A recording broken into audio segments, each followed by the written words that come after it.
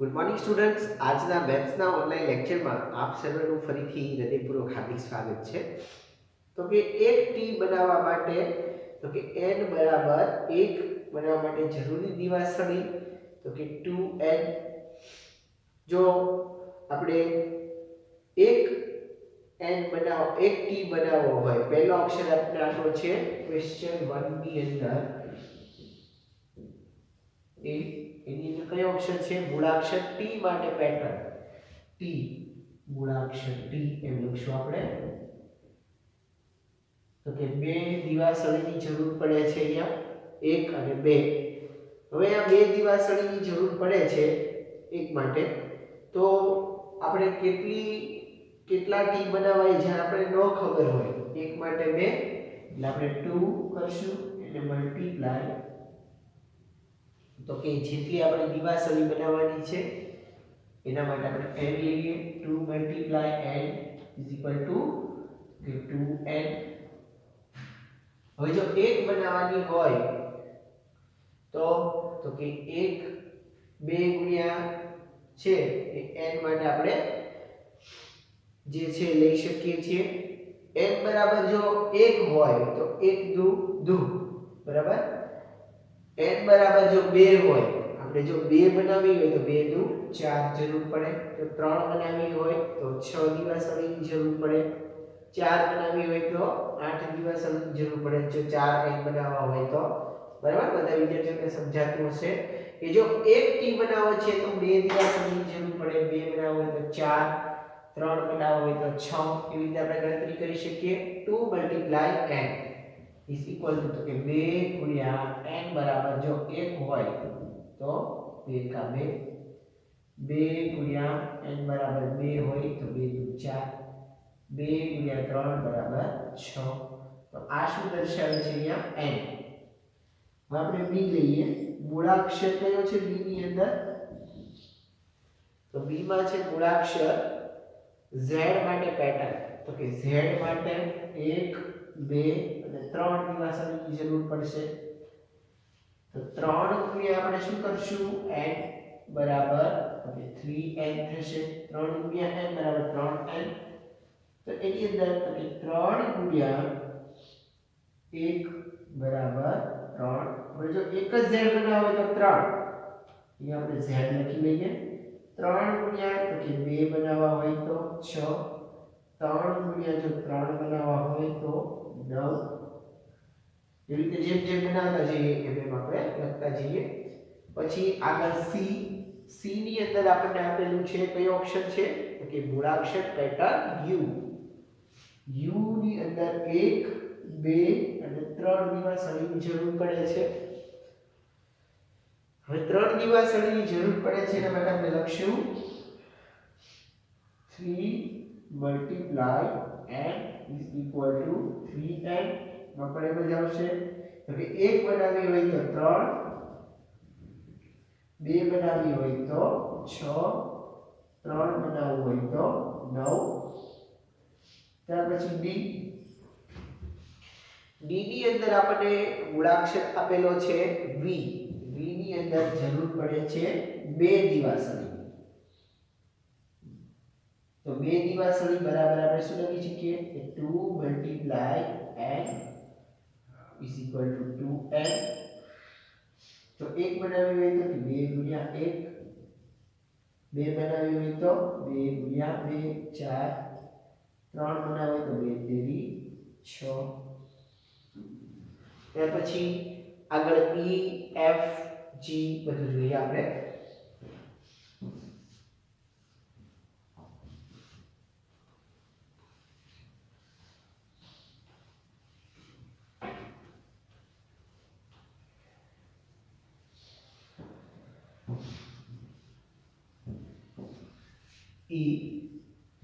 e ની અંદર આપણને આપેલું છે મૂળાક્ષર e માટે પેટર્ન.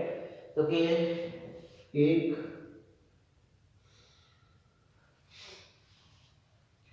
v પછી e માં e છે 1 2 3 4 5, 1 2 3 4 5, બરાબર. તેના માટે આપણે લખી શકીએ છીએ કે 5 * n બરાબર તો કે 5 ગુણ્યા n બરાબર 5n.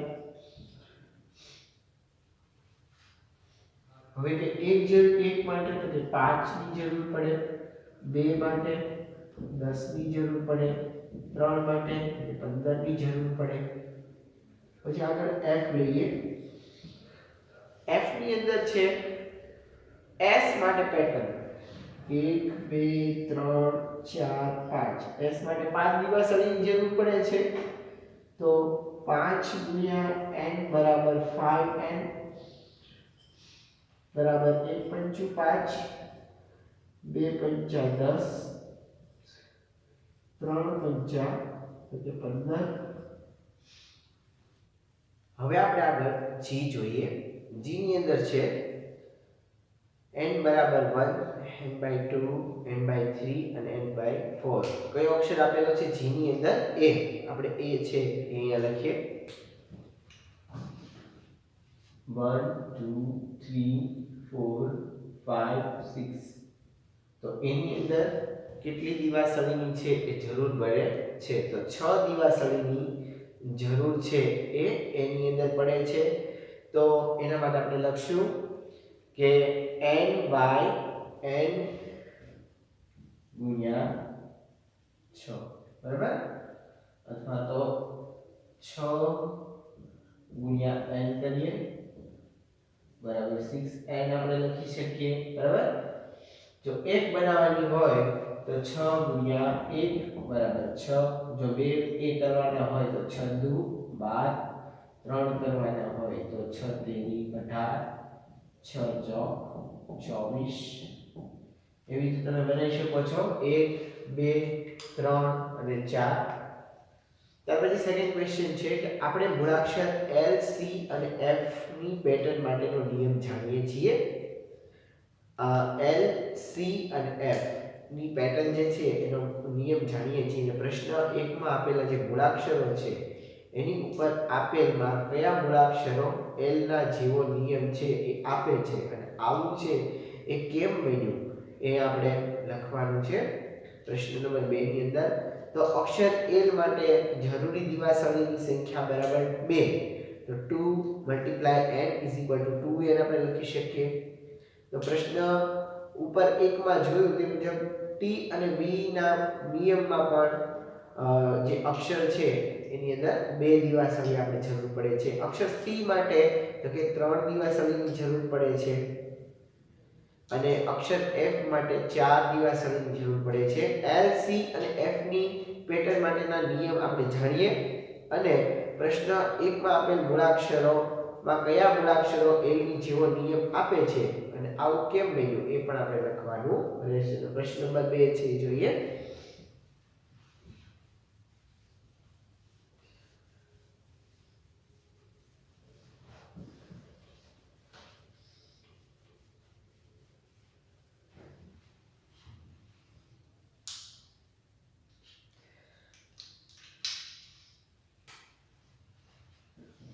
Question 2.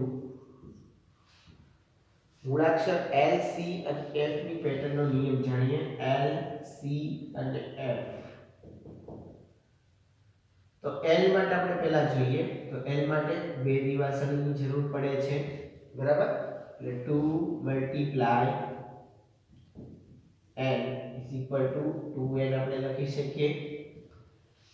અને ઉપરનો પ્રશ્ન 1 હતા એમાં આપણે જોયું કે t અને v આ બે અક્ષરની અંદર છે એ 2 દિવાસળીની જરૂર પડે છે. પ્રશ્ન નંબર 1 માં t અને v આ બંને મૂળાક્ષરોમાં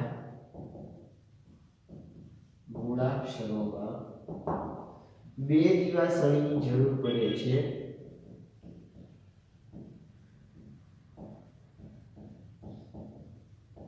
તેથી t અને v માં પણ 2n નો ઉપયોગ થઈ શકે.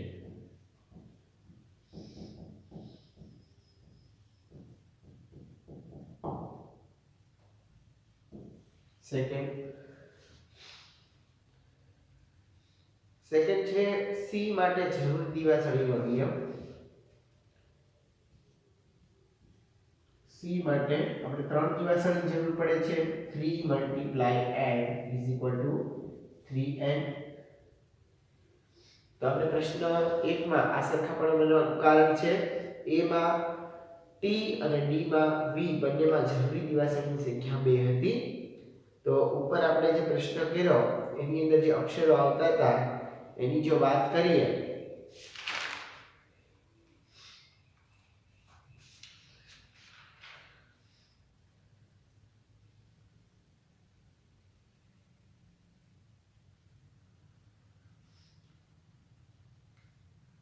તો અક્ષર સી માટે જરૂરી દિવાસળીની સંખ્યા આપણે લીધી છે 3. હવે 3 વાળા કયા બીજા અક્ષરો છે એ આવતા એની આપણે વાત કરી લઈએ.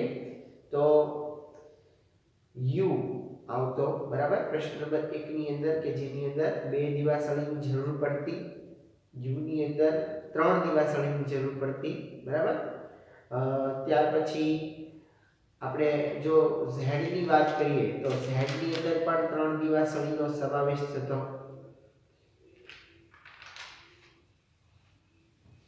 તો પ્રશ્ન નંબર 2 ની અંદર 3 દિવાસળીની જરૂર પડતી હોય એવા પ્રશ્ન નંબર 1 માં આપણે અહીંયા લખશું.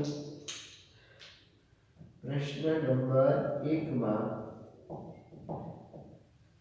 એક છે u અને z. u અને z માં 3 દિવાસળીની જરૂર પડે છે.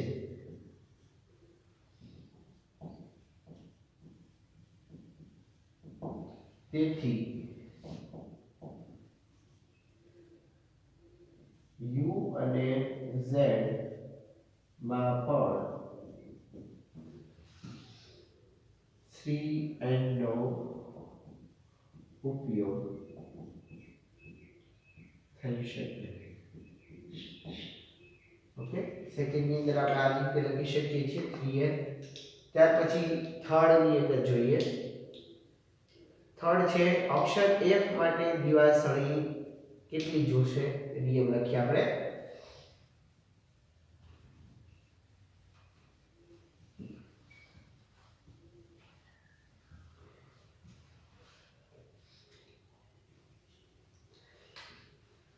ત્રીજું અક્ષર F માટે 4 દિવાસળી 1 2 3 and 4, બરાબર. અહીં આપણે 4 દિવાસળીની જરૂર પડે છે. તો 4 × n = 4n આપણે લખી શકીએ. પ્રશ્ન નંબર 1 માં તો કે કયા કયા અક્ષરો એવા હતા કે જેમાં 4 દિવાસળીની જરૂર પડતી હોય એવા અક્ષરો છે એ આપણે લખવાના છે. તો 1 2 3 4 5 s માં 5 ની જરૂર પડે છે. પછી એમાં પણ 6 ની જરૂર પડતી હતી. e ની અંદર તો 5 ની જરૂર પડતી હતી. v ની અંદર 2, u ની અંદર 3, z ની અંદર 3. ઉપરાંત આપણે બીજા જોઈએ તો બીજા બે અક્ષર હતા. એક હતો t, તો t ની અંદર પણ 2, તો એક પણ નહીં આવે, બરાબર. પ્રશ્ન નંબર 1 માં એક પણ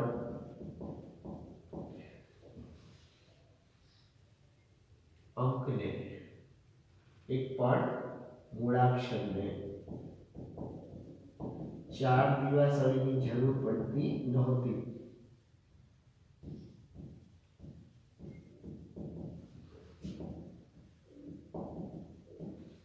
ત્યાર પછી આગળ નવો ક્વેશ્ચન જે છે એ જોઈએ.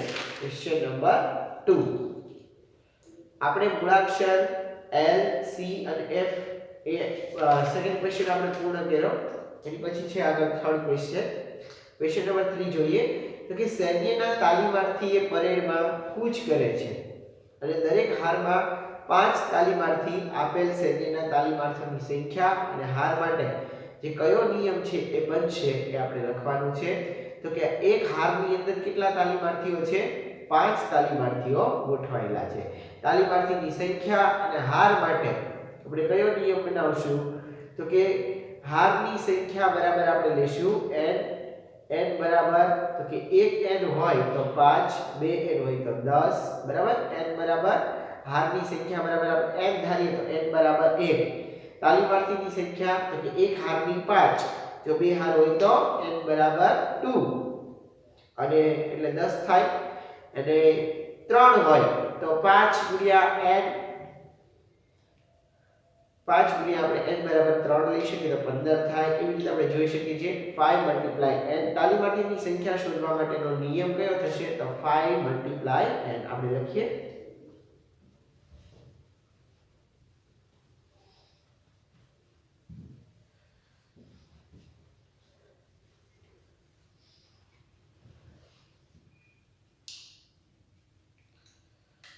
ક્વેશ્ચન 3 ની અંદર આપણને આપેલું છે સૈન્યના તાલીમાર્થી પરેડમાં કૂચ કરે છે અને દરેક હારમાં 5 તાલીમાર્થી છે એની સંખ્યા આપવામાં આવી છે તો સંખ્યા અને હાર માટે કયો નિયમ થશે તો હારની સંખ્યા બરાબર n થશે હારમાં તાલીમાર્થીની સંખ્યા કેટલી એક હારમાં તાલીમાર્થીની સંખ્યા બરાબર 5 છે n બરાબર જો 1 હોય તો કે તાલીમાર્થીની સંખ્યા 5 n બરાબર 2 હોય તો તાલીમાર્થીની સંખ્યા 10 n બરાબર જો 3 હોય તો તાલીમાર્થીની સંખ્યા 15 તો આપણે જે નિયમ છે એ શું બનાવી શકીએ તો કે 5 ગુણ્યા n એટલે થશે 5n 1 હોય તો 5 ગુણ્યા 1 5 ગુણ્યા 2 5 ગુણ્યા 3 આપણે કરી શકીએ જે નિયમ છે તાલીમાર્થીની સંખ્યા શોધવા માટેનો નિયમ એ થશે 5n યાદ રાખજો તાલીમાર્થીની સંખ્યા શોધવાનો નિયમ બરાબર 5n ક્વેશ્ચન 3 ની અંદર ત્યાર પછી છે ક્વેશ્ચન નંબર 4 જોઈએ આગળ ક્વેશ્ચન 4 માં આપણને આપેલું છે જો પેટીમાં 50 કેરી છે અને કેરીની કુલ સંખ્યા અને પેટીની સંખ્યા તમે કેવી રીતે લખશો પેટીમાં કેટલી કેરી છે તો કે પેટીની અંદર 50 કેરી છે કેરીની કુલ સંખ્યા અને પેટીની સંખ્યા તમે કેવી રીતે લખશો તો કે એક પેટીમાં કેરીની સંખ્યા બરાબર તો કે કેટલી છે 50 અને પેટીની સંખ્યા બરાબર 2 એક પેટીમાં કેરીની સંખ્યા બરાબર આપણે કેટલા લખશું તો કે 50 પેટીની સંખ્યા બરાબર તો આવશે b એક પેટી હોય તો b બરાબર 1 એક પેટી બરાબર b બરાબર 1 એક પેટીમાં કેરીની સંખ્યા 50 છે પેટીની સંખ્યા b તો એક પેટી તો કે b બરાબર 1 કેરીની સંખ્યા 50 એટલે કે 50 ગુણ્યા b કેરીની સંખ્યા બરાબર 50 એટલે 50 ગુણ્યા કેટલા કરવાના છે b તો 50 b આપણે લખી શકીએ હવે જેટલું આપણે બરાબર તો કે બે પેટી હોય તો 50 ગુણ્યા 2 ત્રણ પેટી હોય તો 50 ગુણ્યા 3 ચાર પેટી હોય તો 50 ગુણ્યા 4 એમ કરી શકીએ આપણે 50 નું 100 150 200 તો 50 ગુણ્યા b બરાબર 50b આ પેટીની કેરીની કુલ સંખ્યા બરાબર 50b આ પેટીની કેરીની કુલ સંખ્યા બરાબર 50b આ રીતે આપણે કરી શકીએ ક્વેશ્ચન નંબર 4 પછી છે નેક્સ્ટ ક્વેશ્ચન નંબર 5 શિક્ષક કે દરેક વિદ્યાર્થીને 5 પેન્સિલ વહેંચી અને તમે કહી શકશો કે કેટલી પેન્સિલ છે એની જરૂર પડશે વિદ્યાર્થીઓની સંખ્યા અહીંયા આપેલી છે તો કે વિદ્યાર્થીઓની સંખ્યા 5 કહીએ દરેક વિદ્યાર્થીને આપેલી પેન્સિલ બરાબર આપણે 5 એક વિદ્યાર્થી હોય તો 5 બરાબર 1 બે હોય તો કે 5 ગુણ્યા 2 3 હોય તો 5 ગુણ્યા 3 તો અહીંયા પેન્સિલ માટે આપણે શું લેશું તો 5 વિદ્યાર્થી માટે અપાતી પેન્સિલ બરાબર 5 ગુણ્યા s કરીએ તો 5s થશે 20 હોય 20 વિદ્યાર્થીને આપી હોય તો 5 ગુણ્યા 20 કરીએ તો 20 પંચાને 100 થશે વિદ્યાર્થીની સંખ્યા એટલે s આપણે લખશું દાખલો ક્વેશ્ચન નંબર 5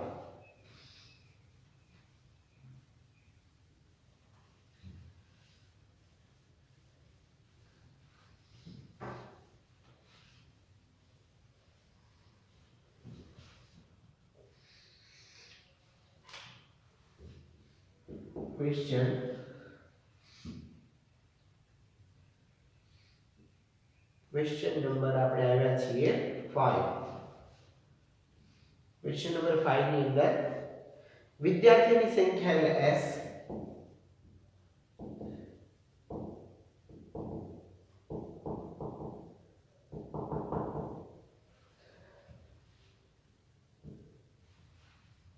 દરેક વિદ્યાર્થીને અપાતી પેન્સિલ બરાબર તો કે 5 દરેક વિદ્યાર્થીઓને અપાતી પેન્સિલ બરાબર 5 વિદ્યાર્થીઓની સંખ્યા 5 નથી s છે ઓકે અને દરેક વિદ્યાર્થીને અપાતી પેન્સિલ કેટલી છે 5 એક વિદ્યાર્થી હોય તો s બરાબર 1 જો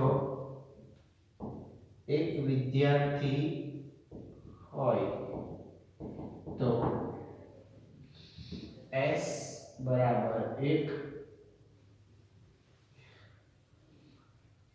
અહીંયા આપણે વિદ્યાર્થીઓની સંખ્યા લેવાની છે બરાબર તો વિદ્યાર્થીઓની સંખ્યા એટલે 5 અને મલ્ટીપ્લાય કરવાના છે s 5 મલ્ટીપ્લાય s એટલે 5 s થશે 5s ઓકે એક વિદ્યાર્થી હોય તો કે 5 બે વિદ્યાર્થી હોય તો 10 ત્રણ વિદ્યાર્થી તો 15 આપણે એવી રીતે મૂકી શકીએ 5 મલ્ટીપ્લાય 1 5 5 મલ્ટીપ્લાય 2 10 5 મલ્ટીપ્લાય 3 15 એમ આગળ તમે 20 25 જેટલા વિદ્યાર્થીઓની સંખ્યા હોય એ પ્રમાણે લઈ શકો છો ત્યાર પછી નેક્સ્ટ ક્વેશ્ચન છે question number 6 question number 6 is એક પક્ષી 1 મિનિટમાં 1 કિલોમીટર ઉડે છે જો તે 1 મિનિટમાં ઉડે તો તે કેટલું અંતર છે તે આવરી શકશે તેમ કહી શકશો એક પક્ષી 1 મિનિટમાં 1 કિલોમીટર ઉડે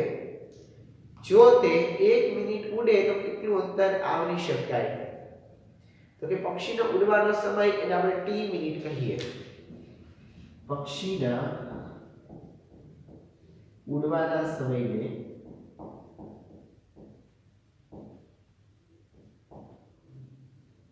t સમય કહીએ 1 મિનિટમાં કપાયેલું અંતર બરાબર 1 કિમી 1 મિનિટમાં કપાયેલું અંતર બરાબર 1 કિમી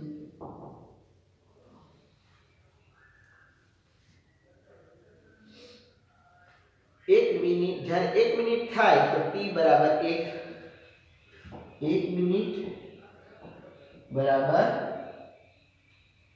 જ્યારે 1 મિનિટ થાય ત્યારે t બરાબર આપણે શું કરીએ છીએ તો કે t બરાબર તો કે 1 લઈએ છીએ તો t છે એ સમયમાં કપાયેલું અંતર તો t કિલોમીટર કરી શકાય બરાબર તો અહીંયા આપણે 1 * t 2 * t 3 * t કરી શકીએ બરાબર 3 1t 2t 3t તો અહીંયા આપણે પક્ષીના ઉડવાનો સમય એટલે t. તો અહીંયા વિદ્યાર્થીની સંખ્યા ઉપર આપણે જોયું કે 5 હતી, તો આપણે 5s લીધા હતા. તો અહીંયા પક્ષીને ઉડવાનો સમય એને આપણે t કહીએ છીએ અને 1 મિનિટમાં કપાયેલું અંતર તો 1 કિમી છે. તો 1 મિનિટ બરાબર તો t બરાબર 1. તો અહીંયા આપણે લઈ શકીએ કે 1 * t is equal to t1.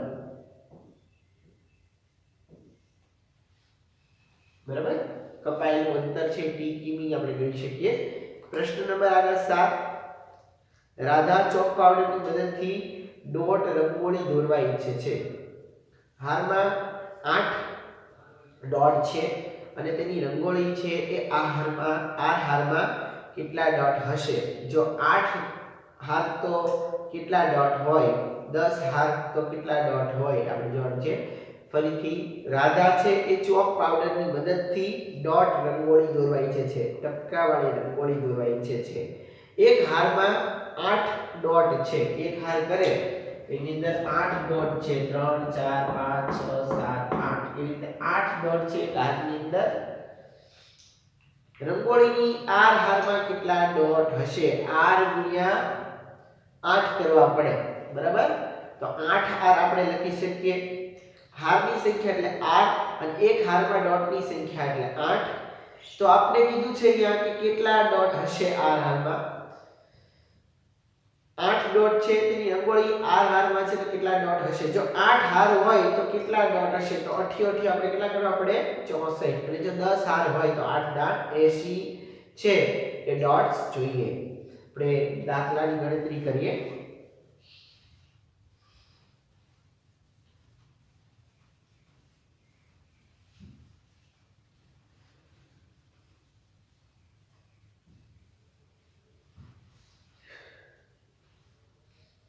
Question number 7.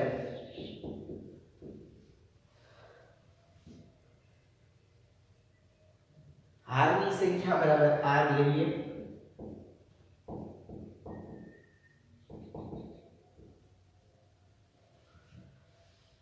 એક હારમાં ડોટની સંખ્યા 8.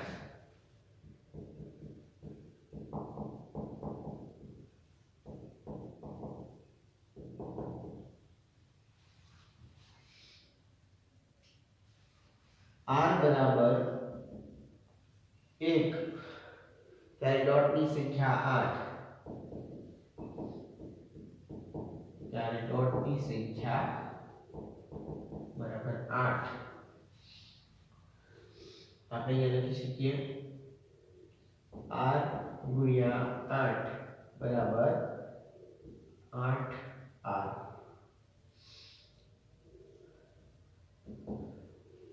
હવે આપણે આગળ કીધું છે કે જો 8 હાર હોય તો આપણે એક હાર હોય તો 1 બરાબર 8 થાય, 2 બરાબર 16 થાય.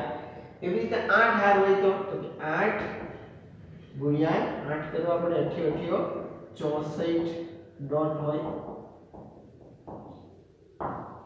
અને જો 10 હાર હોય તો 8 દાટ 80 ડોટ હોય. આવી રીતે આપણે જવાબ લખી શકીએ છીએ.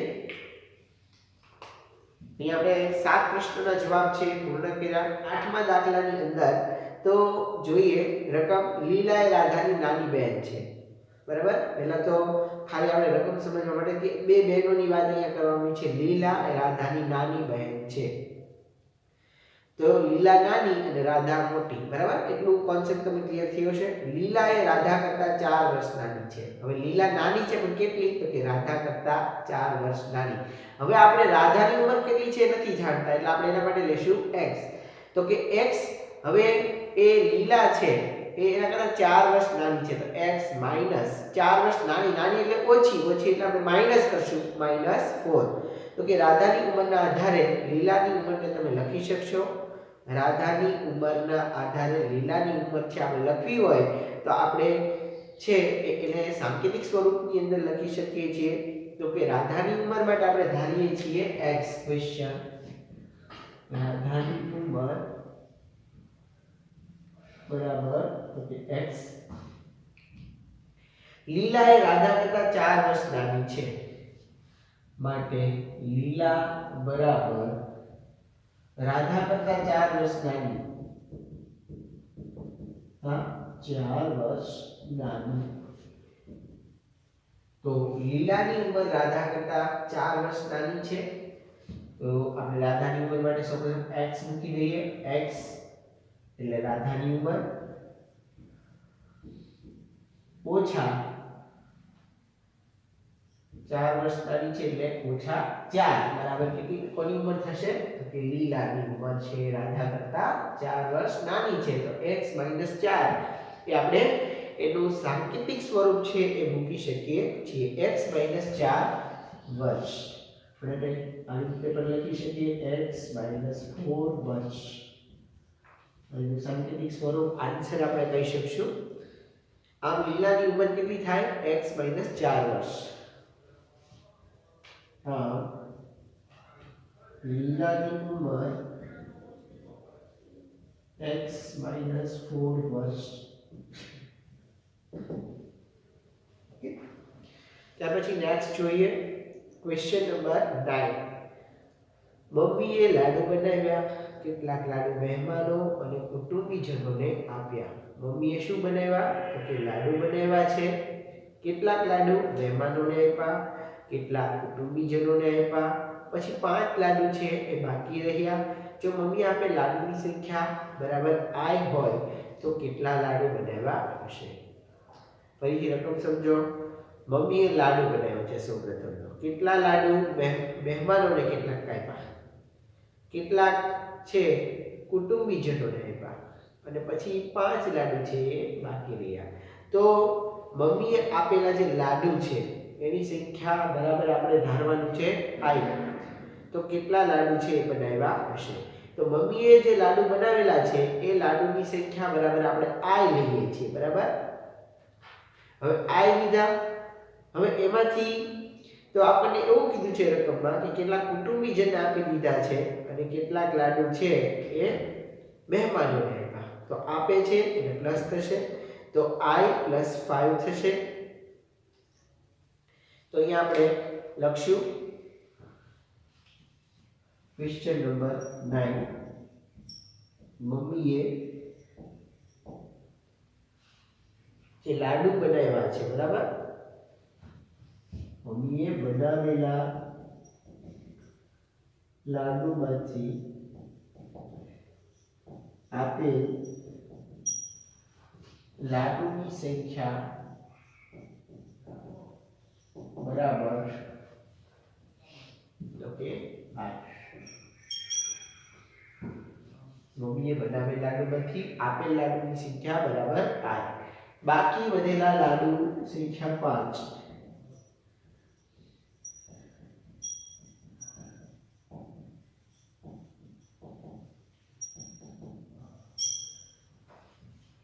મમ્મીએ બનાવેલા લાડુની સંખ્યા માટે આપણે લખશું i + 5. મમ્મીએ બનાવેલ લાડુની સંખ્યા બરાબર i + 5. ઓકે, મમ્મીએ બનાવેલા લાડુની સંખ્યા બરાબર શું આવશે? તો કે i + 5. ક્વેશ્ચન નંબર 9 ની અંદર i + 5 આપણે એનું સાંકેતિક સ્વરૂપ છે, જવાબ છે એ મેળવી શકીએ છીએ. ત્યાર પછી છે કે ક્વેશ્ચન નંબર 10. મોટી પેટીમાં નારંગી નાની પેટીમાં બદલવામાં આવી. મોટી પેટીમાંથી નારંગીને કોઈ બીજી નાની પેટીમાં બદલવામાં આવી. જ્યારે મોટી પેટી ખાલી થઈ ત્યારે 2 નાની પેટી ભરાઈ. એક મોટી પેટીમાં નારંગી હતી, પહેલા સમજી લો બરાબર. એમાંથી નારંગીને નાની પેટીમાં બદલવામાં આવી. કેટલી નાની પેટીમાં? તો કે એક નાની પેટીમાં ન સમાય એટલે 2 નાની પેટીઓ છે એ ભરાઈ ગઈ.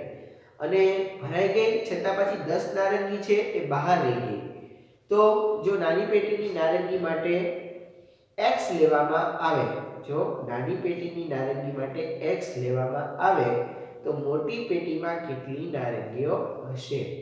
બરાબર, તો નાની પેટીની નારંગીની સંખ્યા બરાબર આપણે શું લેશું? તો કે નાની પેટીની નારંગીની સંખ્યા બરાબર આપણે x લેશું. તો કે મોટી પેટીમાં કુલ નારંગીની નાની બે પેટી ભરાય છે એટલે x ને આપણે કેટલી વખત લેવો પડશે? એક નાની પેટી તો કે x, તો બે એવી નાની પેટી છે એટલે એના માટે આપણે 2x લેવા પડે. x એટલે 2x થશે.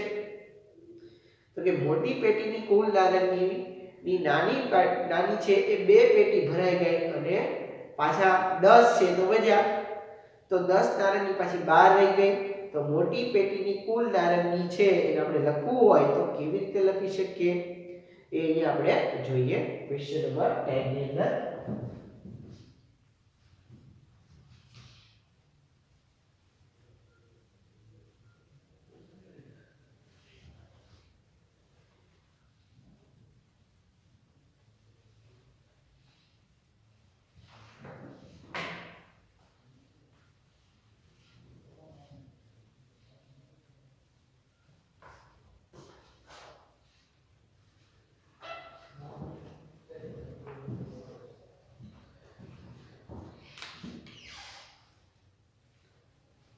આપણે લખશું ક્વેશ્ચન નંબર 10.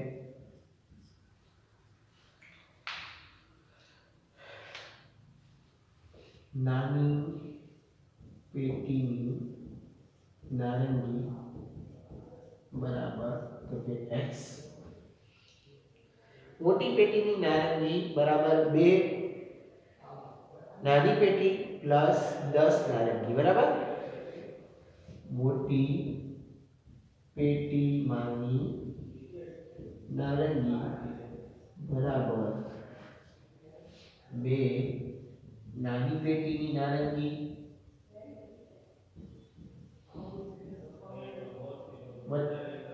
પ્લસ 10.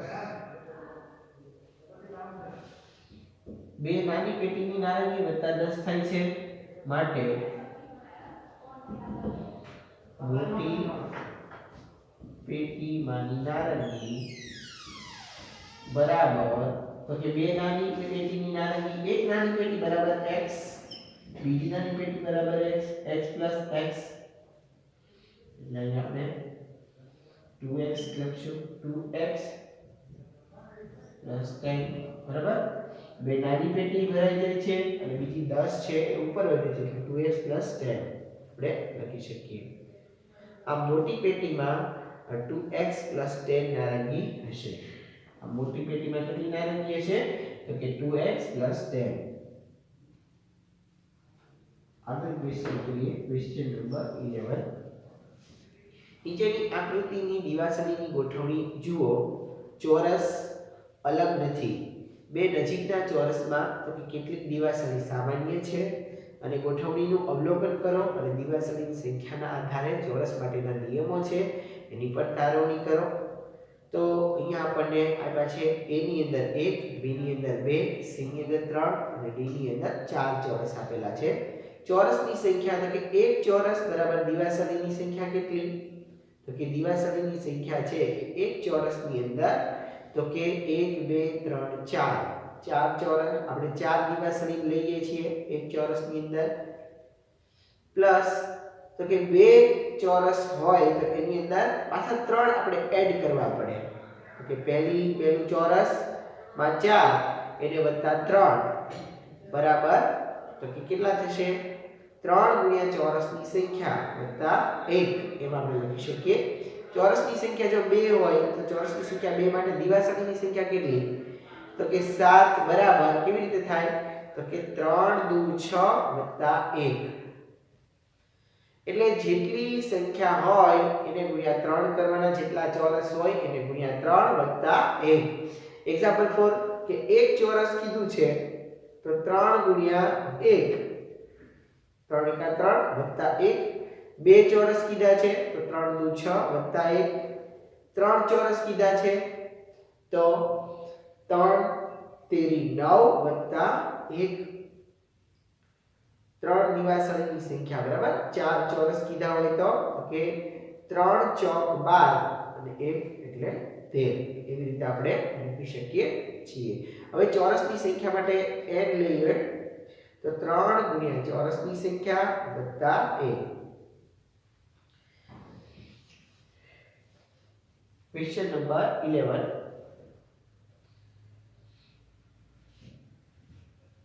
A ની અંદર 1 ચોરસ, B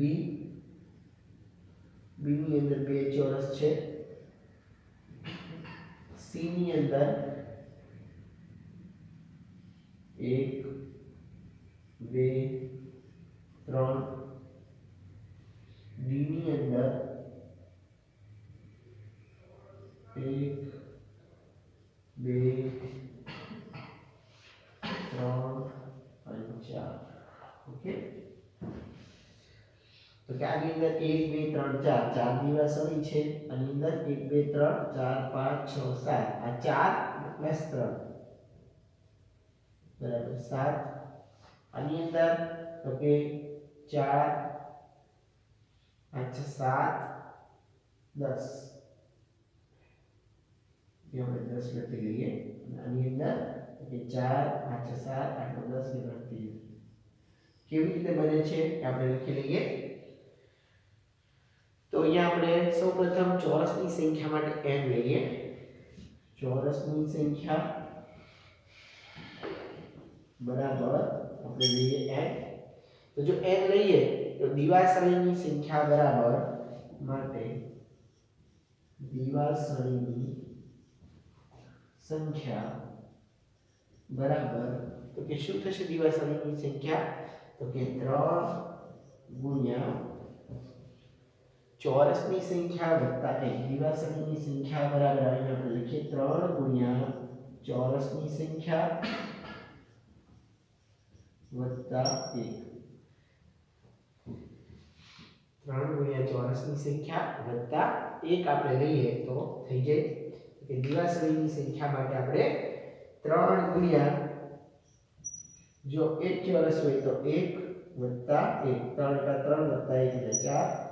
જો 2 ચોરસ હોય અહીંયાથી બરાબર તો કે 3 ગુણ્યા આપણે કેટલા કરવા પડે 2 3 ગુણ્યા 2 વત્તા 1 બરાબર 3 6 ને 7. જો 3 ચોરસ હોય તો 3 ગુણ્યા 3 વત્તા 1 બરાબર 3 * 9 ને 10. 4 ચોરસ હોય તો 3 ચોક 12 વત્તા 1 બરાબર કેટલા થશે 13. તો એવી રીતે તમે અલગ અલગ રીતે લખી શકો છો કે ચોરસની સંખ્યા દિવાસળીની સંખ્યા બરાબર તો કે 3 ગુણ્યા ચોરસની સંખ્યા વત્તા 1. તો અહીંયા આપણે નિયમ બનાવવો હોય તો 3 ગુણ્યા n વત્તા 1 લખી શકીએ. એટલે આપણે લખીએ 3 ગુણ્યા 9 + 1 is equal to 39 + 1. તો અહીંયા જે સાંકેતિક સ્વરૂપ છે એ આપણે શું બનાવી શકીએ તો 3n + 1 એટલે કે 3 ગુણ્યા n વત્તા 1 એવા આપણે નિયમની તારવણી છે એ કરી શકીએ છીએ. તો અહીંયા આપણે ક્વેશ્ચન નંબર 11 છે એ પૂરો કર્યો. પછી ક્વેશ્ચન નંબર 11 ની અંદર આપણે એ પૂરું કર્યું. ત્યાર પછી ક્વેશ્ચન નંબર 11 ની અંદર બી પણ છે એ જોઈએ.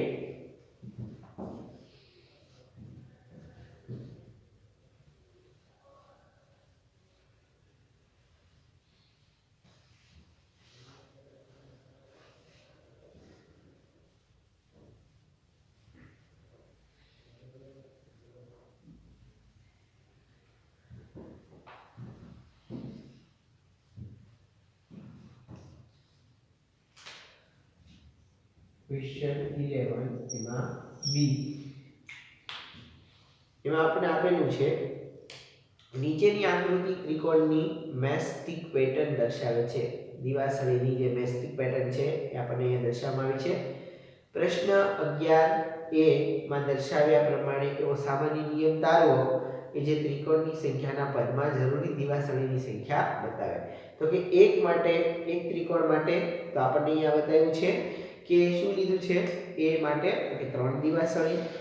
જો બે ત્રિકોણ કરે તો એના માટે 2 ઉમેરી છે વધારે બરાબર. તો અહીંયા આપણે જે આગળ કર્યું એની અંદર શું હતું કે 3 ગુણ્યા જે ત્રિકોણની સંખ્યા એને ગુણ્યા તો કે 3 ચોરસની સંખ્યાની સોરી તો 3 ગુણ્યા ચોરસની સંખ્યા વત્તા આપણે 1 કરતા હતા તો અહીંયા શું કરવાનું છે તો કે 2 ગુણ્યા ચોરસની 2 ગુણ્યા ત્રિકોણની સંખ્યા વત્તા 1 આપણે લઈશું એટલે અહીંયા પણ જવાબ છે પ્રાપ્ત થશે. તો અહીંયા આપણે અલગ અલગ પ્રકારના જે ત્રિકોણ છે એ ડ્રો કરી લઈએ. તો કે પહેલા માટે તો અહીંયા 2 જરૂર પડે છે. તો કે 2 હોય તો 2 હોય તો અહીંયા 1 2 3 તો પડે છે. આ A માટે અહીંયા B માટે આ બે ત્રિકોણ છે. તો C હોય તો 1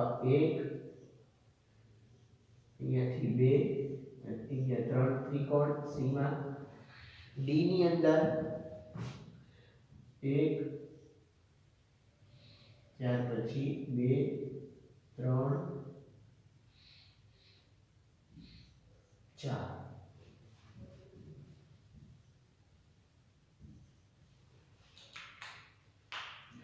તો A બરાબર શું થશે કે A બરાબર ત્રિકોણની સંખ્યા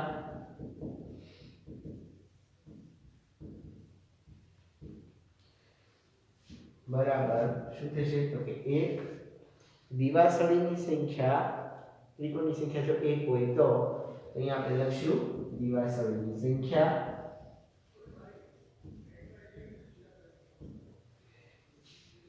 બરાબર 3 બરાબર. જો આપણે એક ત્રિકોણ બનાવવું હોય તો દિવાસળીની સંખ્યા કેટલી જરૂર પડે છે 3 બરાબર. આપણે શું લખશું તો કે 2 ગુણ્યા 1 2 કા 2 અને 2 ગુણ્યા 1 એટલે 2 કા 2 વત્તા 1 બરાબર 3. હવે જો આપણે બે ત્રિકોણ બનાવવા હોય તો કે 2 ગુણ્યા કેટલા કરવા પડશે કે બે ત્રિકોણ બનાવવા એટલે 2 2 4 વત્તા 1 એટલે 5. 3 ત્રિકોણ બનાવવા છે તો 2 ગુણ્યા 3 વત્તા 1 2 તેરી 6 અને 1 7 2 ચોક 8 ને 1 9 2 પંચા 10 ને 1 11. તો દરેક ની અંદર 3 ને 2 5 5 ને 2 7 7 ને 2 9 9 ને 2 11 બરાબર. દરેક ની અંદર ઉમેરો કેટલો થયો 2 નો. તો અહીંયા આપણે જરૂરી એને બનાવવું હોય સૂત્ર તો 2 multiply n plus 1 2 multiply n plus 1 અહીં આપણે 2n plus 1 એવું જે સામાન્ય સૂત્ર છે એ બનાવી શકીએ છીએ. તો જરૂરી નિયમ છે દિવાસળીની સંખ્યા બરાબર જરૂરી નિયમ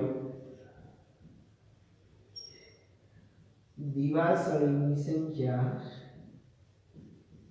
બરાબર શું થશે કે 2n plus 1.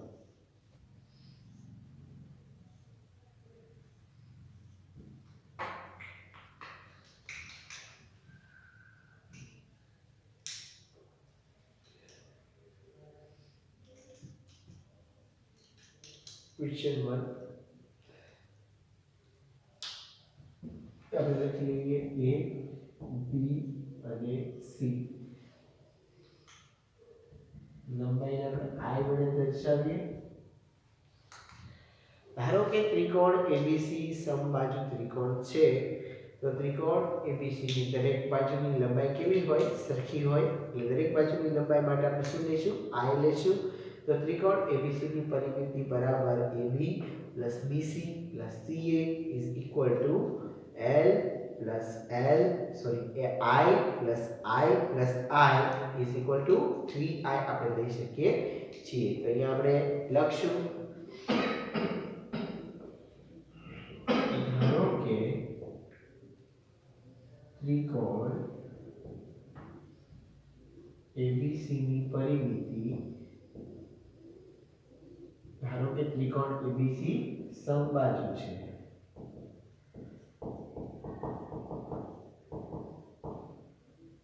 તો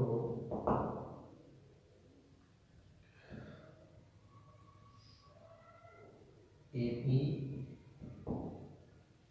BC અને AC ત્રણે બાજુ સરખી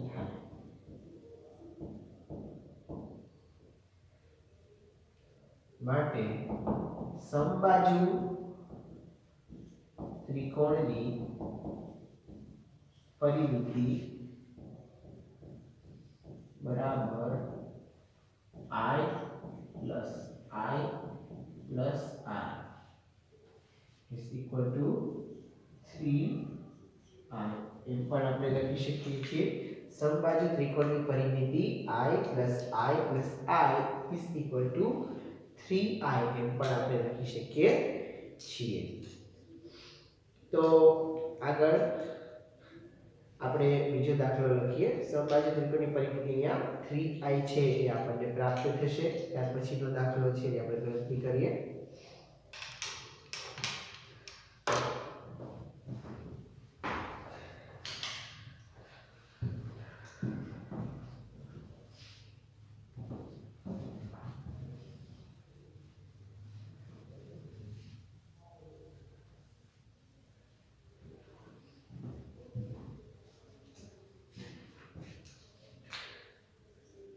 Question 2 second question સમબાજુ ત્રિકોણની લંબાઈને L વડે દર્શાવી અને L નો ઉપયોગ કરી અને સમબાજુ ત્રિકોણની પરિમિતિ છે દર્શાવો બરાબર પહેલો દાખલો ગણ્યો પછી જે નિયમિત ષટ્કોણની આકૃતિ અહીંયા 11.10 ની અંદર આપણને L વડે દર્શાવવામાં આવી છે તો L ની મદદથી ષટ્કોણની પરિમિતિ છે એ દર્શાવો નિયમિત ષટ્કોણની બધી બાજુઓ કેવી છે તો કે સરખી હોય છે નિયમિત ષટ્કોણની બધી જ બાજુઓ સરખી હોય છે અહીંયા આપણે લખશું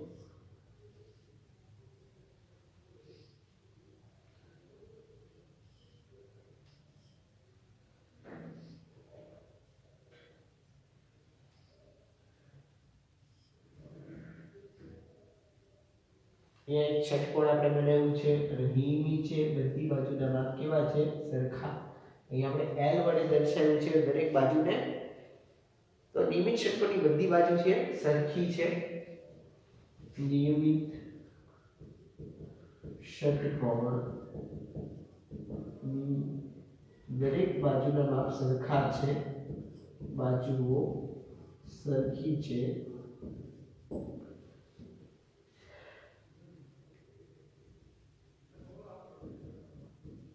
एक बाजू माप बराबर L માટે અહીંયા કેટલી બાજુ છે 6 બાજુ તો L plus L plus L plus L plus L 6 બરાબર 1 2 3 4 5 6 એ કુલ 6 L થયા છે તો અહીંયા આપણે લખશું multiply is equal to 6L શું થશે 6L થશે ત્યાર પછી આગળ ક્વેશ્ચન 3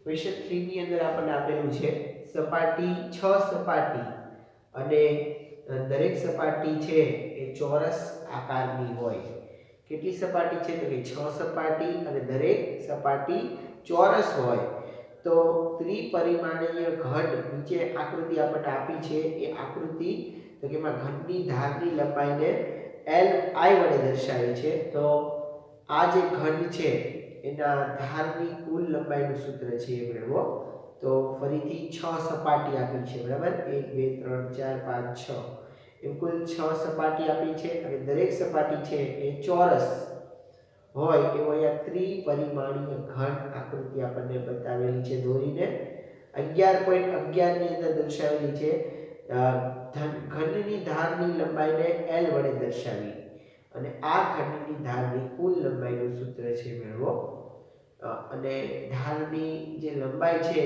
એ L વડે દર્શાવી અને ધારની કુલ લંબાઈ છે એનું આપણે સૂત્ર મેળવીએ તો સૂત્ર મેળવવા માટે તો ઘનને કુલ 6 સમાન સપાટી છે અને બધી થઈને 12 ધાર છે એટલે પહેલા અહીંયા દોરી લઈએ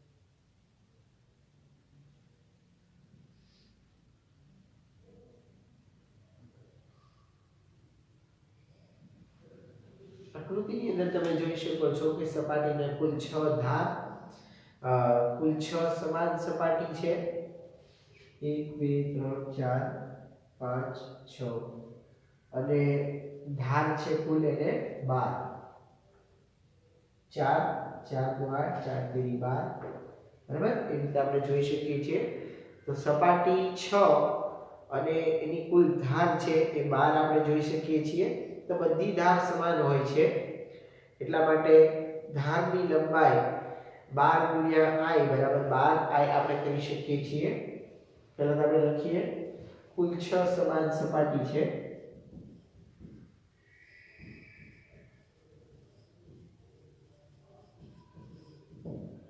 12 ધાર આવેલી છે બધી ધાર કેવી છે સમાન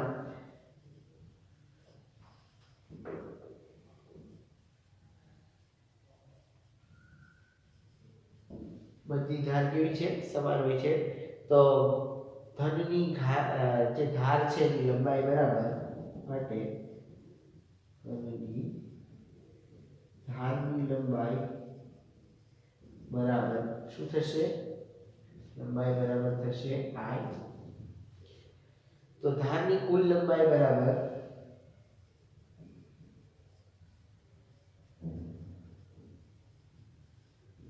બરાબર 12 × I બરાબર શું થશે કે 12 I થશે ઓકે ધારની કુલ લંબાઈ બરાબર 12 × I એટલે 12 I થશે ધનની બધી જે ધાર છે એની કુલ લંબાઈ કેટલી થશે 12 I હવે આપણે આગળનો ક્વેશ્ચન છે જોઈએ ક્વેશ્ચન નંબર 4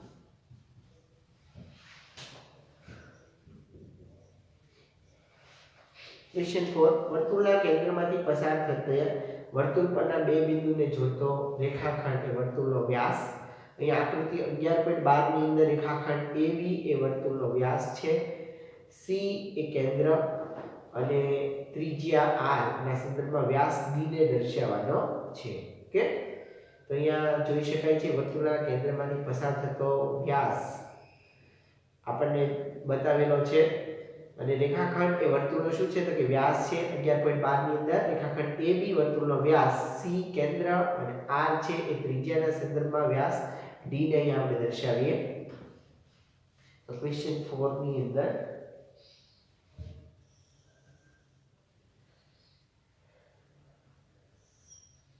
અહીંયા આપણે લખીએ A અહીંયા લખીએ B ઓકે અહીંયા આપણે C લખીએ છીએ અહીંયા R અને અહીંયા B આકૃતિ 11.12 આવી રીતે આપી છે રેખાખંડ AB વર્તુળનો વ્યાસ બરાબર C છે કેન્દ્ર અહીંયા ત્રિજ્યા CP આપેલી છે આપણને વ્યાસને D સંદર્ભે દર્શાવો અહીંયા આપણને કીધું છે ક્વેશ્ચન ની અંદર આકૃતિ 11.12 માં રેખાખંડ AB વર્તુળનો વ્યાસ છે C એ કેન્દ્ર અને ત્રિજ્યા R ના સંદર્ભમાં વ્યાસ D ને દર્શાવો ત્રિજ્યા જે R છે એના સંદર્ભમાં આપણે વ્યાસ છે એને શું દર્શાવવાનું છે વ્યાસ D ને દર્શાવવાનો રહેશે ક્વેશ્ચન નંબર 4 આપણે જોઈએ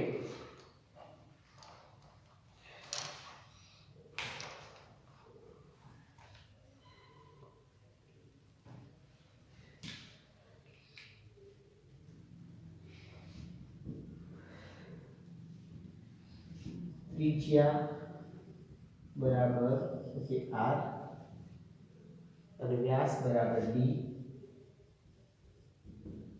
ત્રિજ્યા બરાબર R વ્યાસ બરાબર D વર્તુળનો વ્યાસ બરાબર 2 ગુણ્યા ત્રિજ્યા 2 મલ્ટીપ્લાય R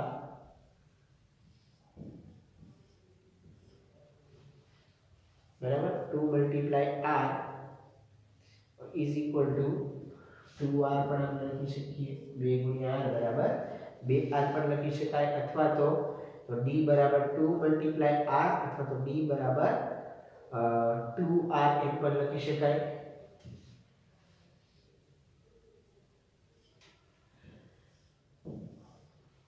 ક્વેશ્ચન નંબર 4 અહીંયા આપણે જોયો. હવે આગળ ક્વેશ્ચન નંબર 5 ની ચર્ચા કરીએ.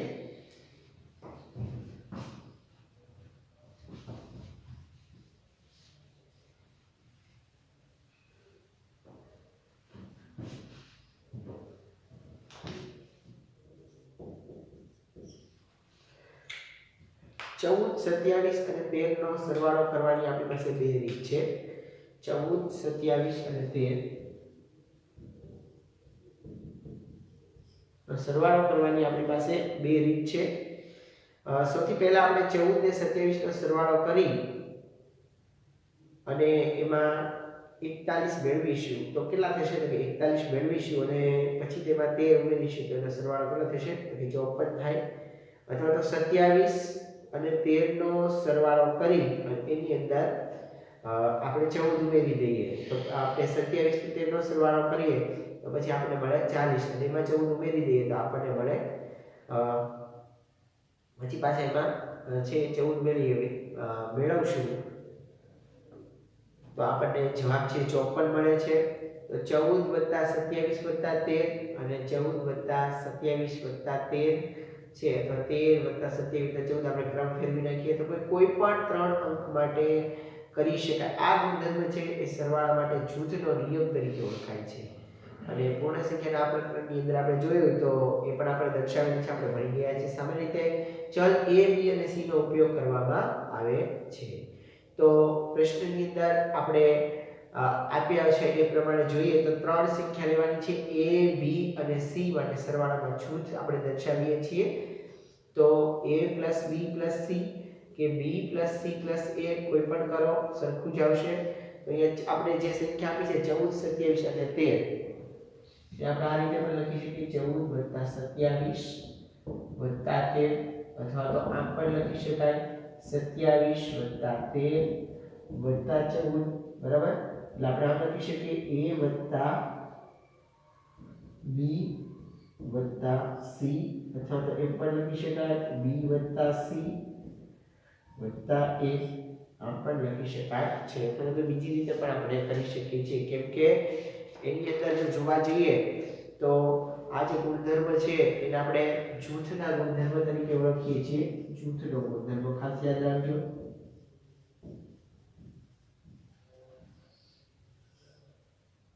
ફર્સ્ટ ક્વેશ્ચન નંબર 1 સ્વાધ્યાય 11.3 5 + 7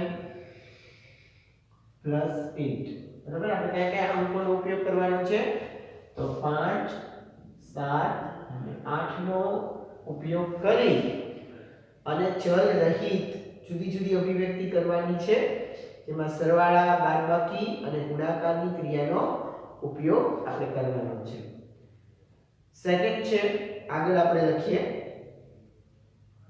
5 × 7 × 8 લખીએ 5 × 7 × 8 આ ફર્સ્ટ આ સેકન્ડ અભિવ્યક્તિ. ત્રીજી અભિવ્યક્તિ આપણે બનાવીએ 7 + 5 × 8 7 + 5 × 8 ફોર્થ વન આપણે બનાવીએ ચોથું 5 + 7 × 8 આપણે પાંચમી અભિવ્યક્તિ બનાવીએ 8 - 5 + 7 8 - 5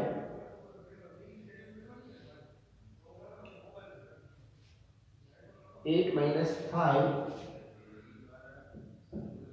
+ 7 છઠ્ઠી અભિવ્યક્તિ છે 8 - 7 + 5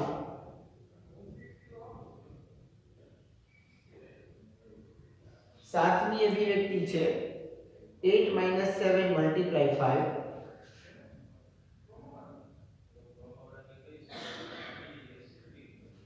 ત્યાર પછી આઠમું છે 7 - 5 + 8 7 - 5 + 8 આ રીતની આપણે અભિવ્યક્તિઓ છે એ બનાવી શકીએ છીએ. તો અહીંયા આપણને 5 7 અને 8 નો ઉપયોગ કરવાનું કીધું છે અને 5 7 અને 8 ના અંકોની આપણે ચલ રહેતામાં કોઈ તમને ચલ નહીં દેખાય. ચલ means x y z a થી લઈને z સુધીના જે મૂળાક્ષરો છે એ કોઈ દેખાતા નથી. જુદી જુદી અભિવ્યક્તિ કરો કે એમાં માત્ર સરવાળા, બાદબાકી અને ગુણાકારની ક્રિયાનો ઉપયોગ થાય. તો આની અંદર તમે જોઈ શકો છો કે સરવાળાનો ઉપયોગ થાય છે, ગુણાકારનો ઉપયોગ થાય છે, ત્યાર પછી અહીંયા બાદબાકીનો ઉપયોગ આપણે કર્યો છે.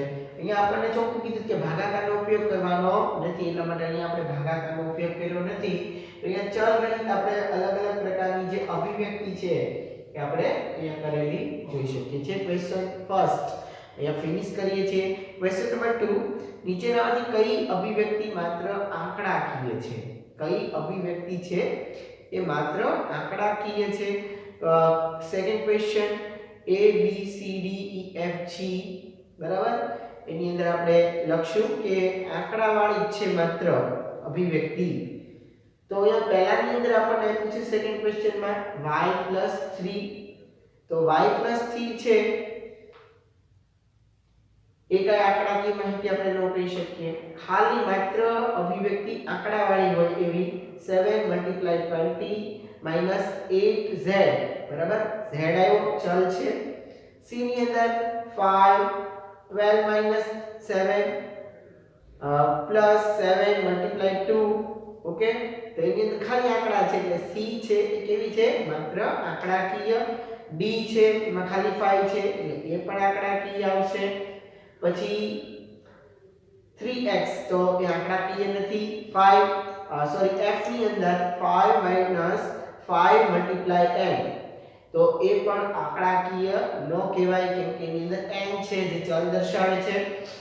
g ની અંદર પણ તમે જોઈ શકો છો કે છેલ્લે p ચલમાં આપેલો છે એટલે એ પણ આંકડાકીય ખાલી ન ગણી શકાય, એમાં પણ ચલ રહેલો છે. તો અહીંયા આપણે જવાબ છે લખીએ સેકન્ડ ક્વેશ્ચનનો.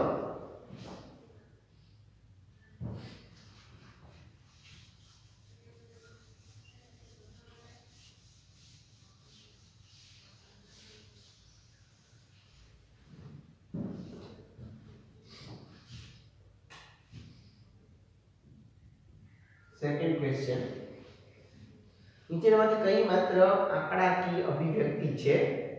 એની અંદર આપણે લખશું સૌપ્રથમ c આવશે આન્સર છે. ઓકે, કેમ કે c ની અંદર તમે જોઈ શકો છો 5 12 - 7 પછી આપેલું છે +7 × 2 +7 × 2. અહીંયા તમે બધા આંકડા જોઈ શકો છો કે આંકડાકીય છે. ત્યાર પછી d એની અંદર આપણે 5 આપેલા છે એ પણ આંકડાકીય છે. ત્યાર પછી એક પણ આંકડાકીય નથી ખાલી. તો અહીંયા આપણે લખી શકીએ છીએ કે c અને d અભિવ્યક્તિ એવી છે કે તેમાં કોઈ પણ ચલનો ઉપયોગ થયો નથી એટલે c અને d અભિવ્યક્તિઓ છે એ માત્ર આંકડાકીય ગણી શકાય છે. c અને d અભિવ્યક્તિમાં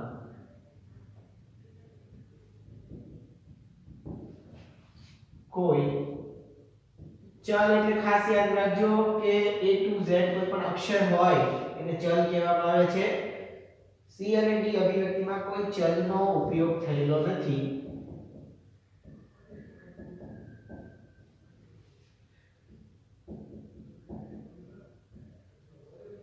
માટે તેને આંકડાકીય અભિવ્યક્તિ ગણી શકાય.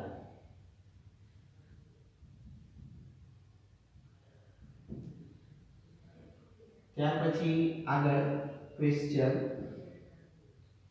3 લઈએ. ક્વેશ્ચન સેકન્ડ આપણે પૂરો કરીએ. નીચેની અભિવ્યક્તિમાંની ક્રિયાઓ સરવાળા, બાદબાકી, ગુણાકાર અને ભાગાકાર ઓળખી અને અભિવ્યક્તિ શું દર્શાવે છે તે કહો. અહીંયા આપણે થર્ડ ક્વેશ્ચન ની અંદર આપણને એવું કીધું છે કે જે ક્રિયાઓ છે સરવાળા બાદબાકી ગુણાકાર અને ભાગાકાર એને તમારે ઓળખવાના છે અને એ ઓળખી અને એ અભિવ્યક્તિ છે એ શું દર્શાવે છે એ તમારે કહેવાનું છે. તો પહેલી અભિવ્યક્તિમાં 2 + 1 2 - 1 y + 17 y - 17. ઓકે, તો કે 2 + 1 કઈ ક્રિયા કે સરવાળો, 2 - 1 બાદબાકી y + 17 સરવાળો, y - 17 બાદબાકી.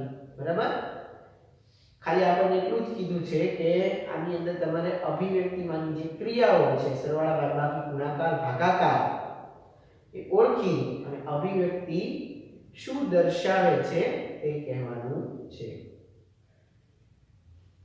અહીં આપણે થર્ડ ક્વેશ્ચન નો આન્સર છે લખશું.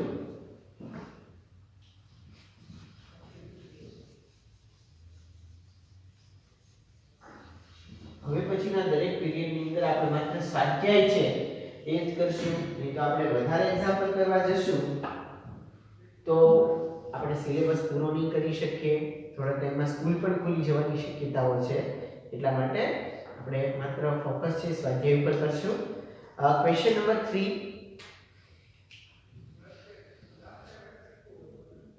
એની અંદર આપણે લઈએ પહેલું એ 2 + 1 z + 1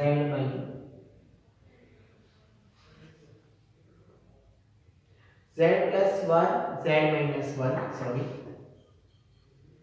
z + 1 z - 1. પછી આગળ આપેલું છે y + 17 y - 17 y + 17 y - 17. બરાબર, z + 1 શું દર્શાવે છે સરવાળો, z - 1 બાદબાકી y + 17 સરવાળો, y - 17 બાદબાકી. બરાબર, હવે આપણે કેવી રીતે બની એ પણ લખી શકીએ છીએ કે z માં એક ઉમેરતા, z માં એક ઉમેરતા એ અભિવ્યક્તિ થશે. ત્યાર પછી z માં એક બાદ કરતા,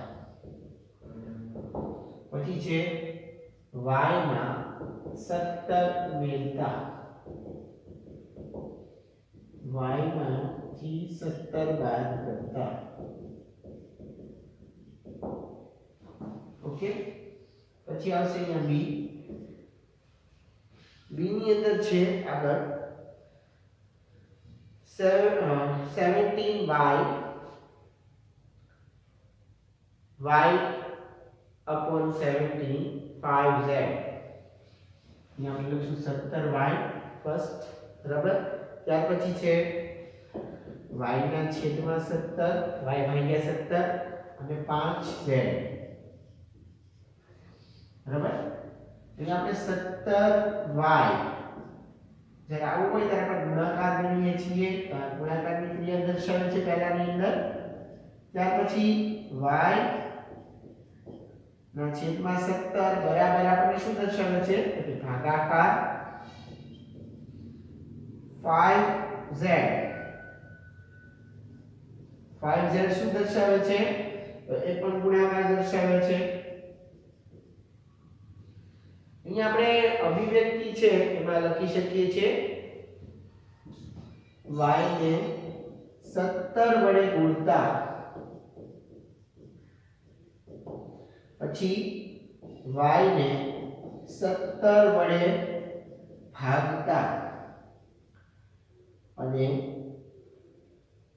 z ને 5 વડે ગુણતા. આમ આપણે લખી શકીએ છીએ a અને b ની અંદર.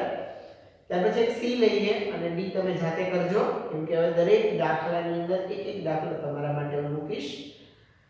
ઓકે, આપણે લઈએ છીએ આગળ c. 2y plus 17 2y minus 17 બરાબર અહીં આપણે c છે લખશું બોર્ડ ઉપર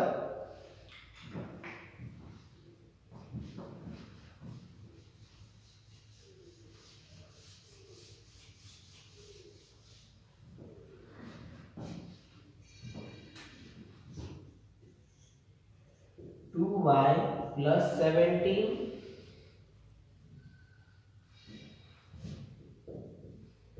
2y minus 17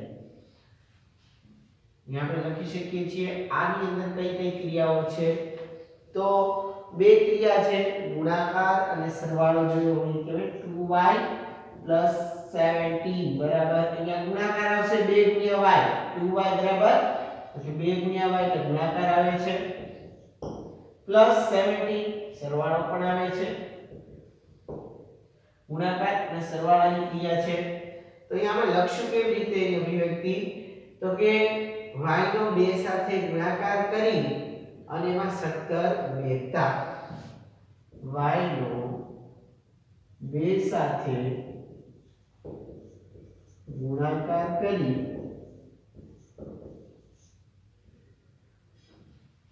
તેમાં 17 ઉમેરતા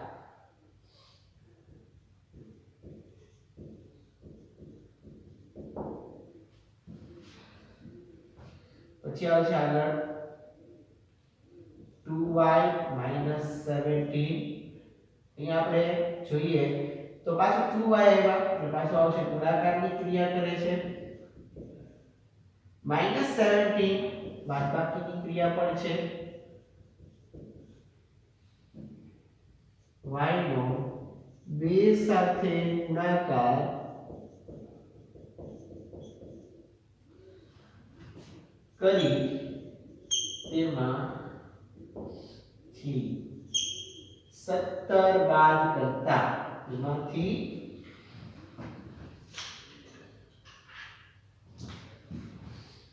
17 બાદ કરતા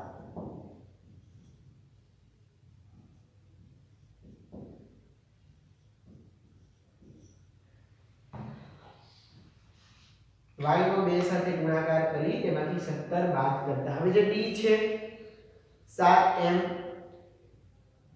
પછી -7m + 3 -7m -3 બરાબર એની અંદર તમારે પહેલાની અંદર ગુણાકારની ક્રિયા આવે છે 7m એટલે 7 સાથે ગુણાકાર m નો ત્યાર પછી -7m -7m એટલે -7 નો m સાથે ગુણાકાર વત્તા 3 છે એટલે પ્લસ એટલે સરવાળો છે ગુણાકાર છે -7m એટલે 7 -7 નો m સાથે ગુણાકાર -3 એટલે બાદબાકીની ક્રિયા પણ આવે છે તો કે m ને -7 વડે ગુણી અને તેમાં 3 ઉમેરતા અથવા તો આપણે પણ કરી શકીએ -7 ને m વડે ગુણી અને તેમાંથી 3 બાદ કરતા તો એ તમારે જાતે કરવાનું રહેશે ચોથું ઓકે ક્વેશ્ચન નંબર 3 અહીં આપણે ફિનિશ કરીએ છીએ નેક્સ્ટ ક્વેશ્ચન નંબર 4 નીચેના દરેકની અભિવ્યક્તિ છે એ આપો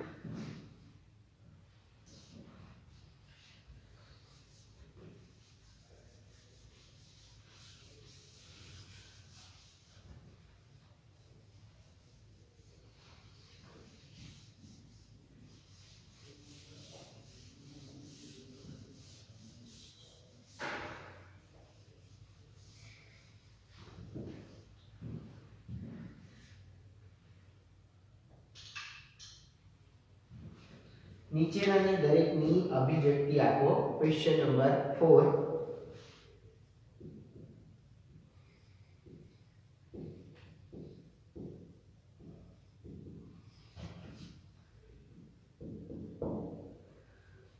એની અંદર છે ફર્સ્ટ એ 7 ને p માં ઉમેરતા બરાબર p માં કોને ઉમેરવાના છે 7 ને ઉમેરવાના છે એટલે આપણે લખશું p + 7 સેકન્ડ p 7 ને p માંથી બાદ કરતા p માંથી બાદ કરવાના છે આપણે p લખશું p માંથી કોને બાદ કરવાના છે 7 ને p - 7 પછી આગળ આપણે c ની અંદર આપ્યું છે p ને 7 વડે ગુણતા બરાબર કોને p ને 7 વડે ગુણવાના છે એટલે p * 7 બરાબર શું આવશે 7p પછી આગળ d ની અંદર આપણને આપ્યું છે p ને 7 વડે ભાગતા કોને ભાગવાના છે તો કે p ને કેટલા વડે 7 વડે ભાગવાના છે ભાગાકાર હોય ત્યારે છેદ આવશે ગુણાકાર હોય ત્યારે p * 7 તો કે પહેલા શું આવશે પહેલા આવશે અંક આંકડા અને પછી આવશે ચલ ત્યારે સરવાળા બાદબાકીમાં તો તમારે એમ નામ જ મૂકવાનું છે ત્યાર પછી e ના ચલની અભિવ્યક્તિ આપણે લખીએ e ની અંદર આપ્યું છે 7 ને -m માંથી બાદ કરતા -m માંથી કોને બાદ કરવાના છે તો કે આપણે -m પહેલા લખી લઈએ -m માંથી 7 ને બાદ કરવાના છે 7 ને -m માંથી -m એમાંથી બાદ કરવાના છે 7 ઓકે ત્યાર પછી f -p ને 5 વડે ગુણતા -p ને ગુણવાના છે -p એને ગુણવાના છે કોની સાથે તો કે 5 સાથે ગુણવાના છે -p ને 5 વડે ગુણતા અહીંયા આપણે નિશાની મૂકવી હોય તો પણ મૂકી શકીએ -p * 5 બરાબર આમ લખવું હોય તો પણ લખી શકાય -p * 5 બરાબર અથવા તો આપણે એને ટૂંકમાં લખી શકીએ છીએ -p * 5 તો કે આમાં આપણને આપ્યું છે p ને -5 વડે ગુણવાના છે -5 વડે ગુણવાના છે એટલે -5 એને ગુણ્યા p આમ પણ લખી શકાય છે f પછી આગળ છે g -5 ને 5 વડે ભાગતા -5 એને ભાગવાના છે 5 વડે પછી છે p ને -5 વડે ગુણતા h ની અંદર p ને -5 વડે ગુણતા p ને -5 વડે ગુણતા -5 ગુણ્યા p એમ પણ લખી શકાય તો અહીં આપણે લખશું -5p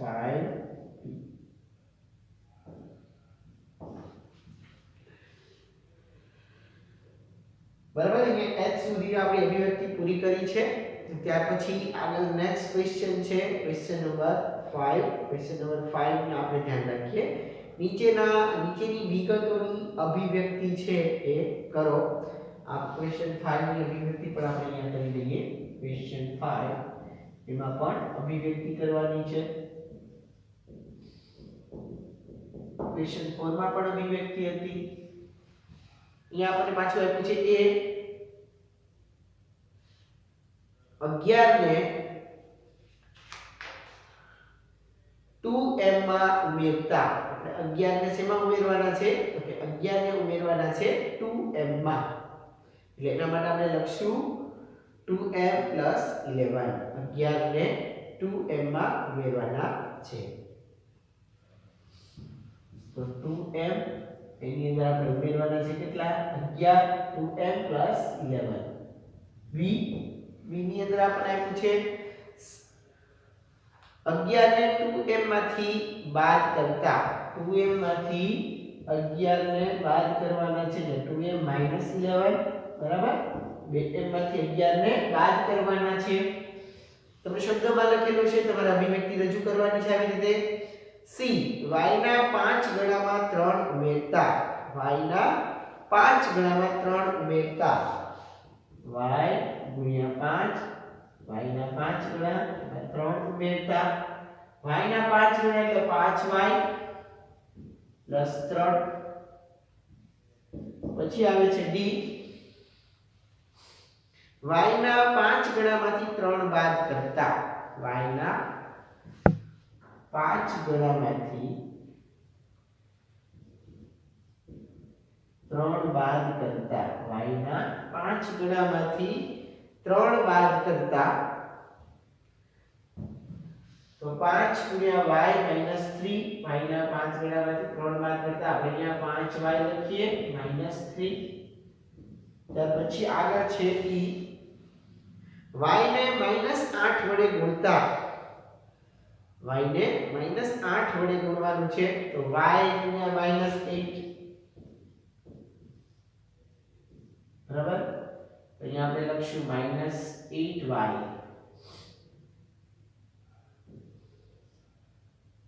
ત્યાર પછી આગળ f y ને -8 વડે ગુણી મળતા પરિણામમાં 5 ઉમેરો y ને -8 વડે ગુણી f ની અંદર y ને 5 વડે ગુણી મળતા પરિણામને 5 ઉમેરવાના છે ઓકે y ને -8 વડે આપણે ગુણવાના છે સૌપ્રથમ y ગુણ્યા -8 ગુણી અને એમાં ઉમેરવાના કીધા છે આપણને 5 ઉમેરો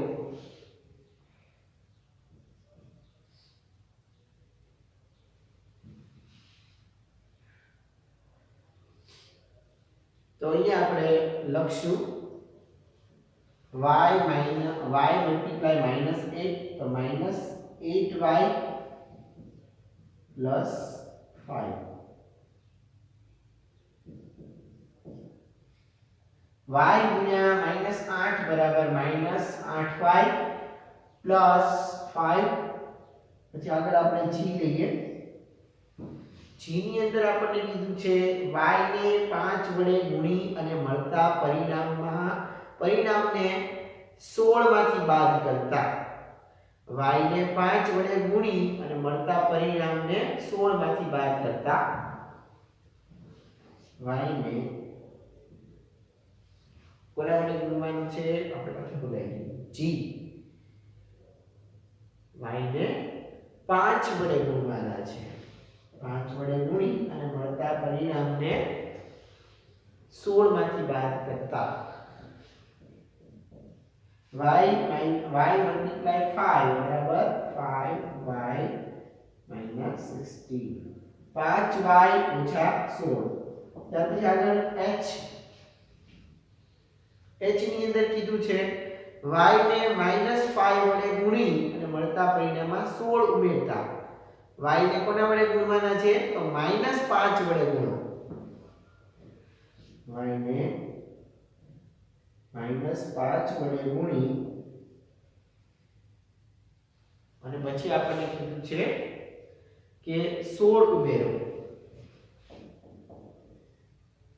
બરાબર y મલ્ટીપ્લાય -5 પ્લસ 16 તો y -5 તો -5y પ્લસ 16 આમાં આપણે લખી શકીએ h માં -5y પ્લસ 16 y ગુણ્યા -5 બરાબર -5y પ્લસ 16